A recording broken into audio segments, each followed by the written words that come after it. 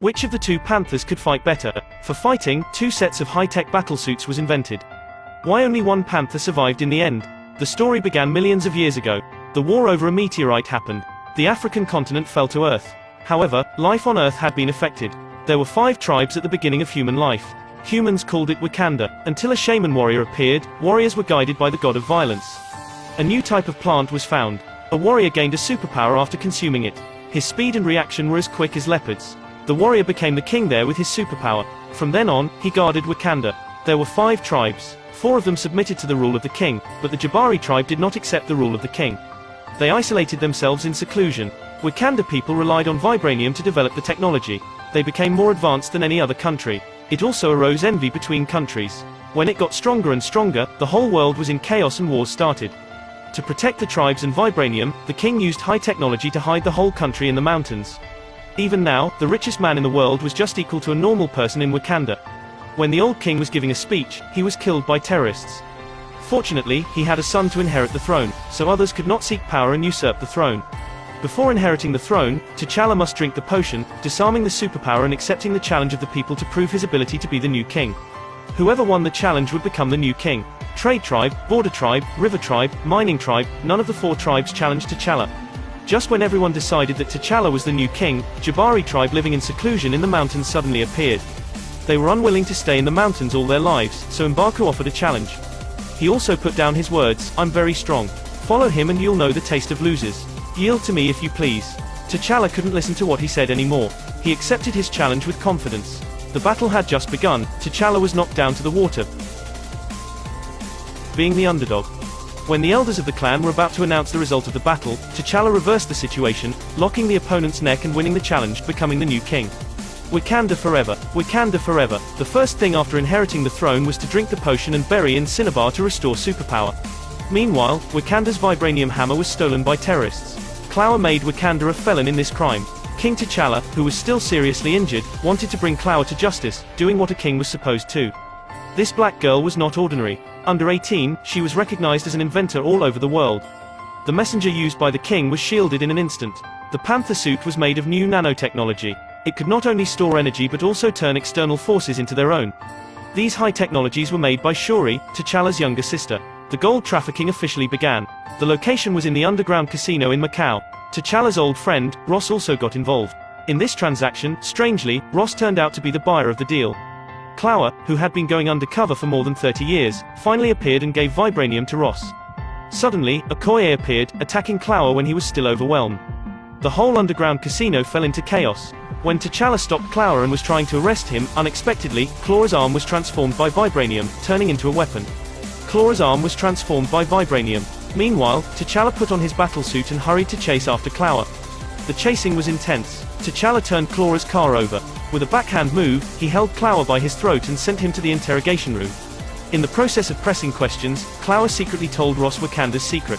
Suddenly, a loud explosion broke through the interrogation. Clower was rescued by the terrorists in the fire attack. They dropped a grenade to destroy the evidence. T'Challa blocked the bomb with his body. Just as T'Challa was about to catch Clower, another shot flew over from a few meters away. However, they left important evidence. The necklace T'Challa saw in the scene looked just like his. Ross was seriously injured in the explosion. T'Challa brought him back to Wakanda. Shuri treated him with vibranium. T'Challa wanted an answer about the necklace, so he asked the elder of the family. The elder told him the truth. T'Challa's uncle violated Wakanda. He had an affair with another woman and eloped to the United States. He was unwilling to be separated by the so-called family rules. To changing this situation, he decided to break the clan rules. On the crime of theft, he had become a traitor to Wakanda. Because of maintaining his authority, the old king killed him. The bandit with the necklace like T'Challa was his uncle's son. He was T'Challa's cousin, Eric. On the other side, Eric wanted to regain his throne by threatening T'Challa. He took Claw's body to Wakanda as a gift.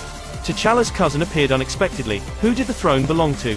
Could T'Challa hold his throne? How good was this panther? He fought against 1,000 troops on his own, defeating the whole army.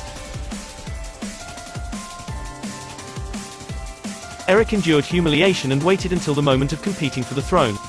The duel had just begun. Eric, who exploded his combat effectiveness, killed T'Challa. He threw his body into the Wakanda cliff. Wakanda now was ruled by the new king. To complete the rituals, the new king had to drink the potion to gain superpowers. Eric didn't take superpowers for himself. He set fire to all the magical herbs. The mighty king of Wakanda had just ascended the throne. He had changed the policy.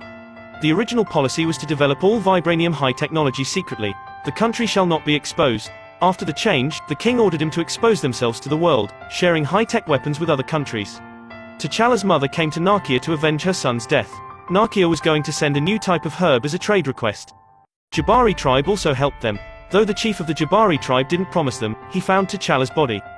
Fortunately, he was still alive. He was fed with the new herb. T'Challa woke up. They discussed how to regain the throne and kill Eric. The new policy was validated. The aircraft sent vibranium to the world for common development. When the aircraft had just taken off into the air, there was an explosion. Its wreckage fell to the ground. T'Challa, who wanted to revenge, returned to Wakanda.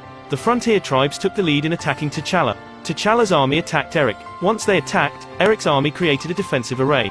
T'Challa jumped up. He used energy stored in the battle clothes to bounce out. After breaking the array, he picked up the spear with his hand and threw it at the fighter jet. T'Challa defeated the chief of the border tribe and kicked him away with 1 foot. The border tribe started to get back at his army.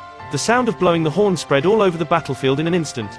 The rhinoceros rushed over at a speed of 100 miles per hour.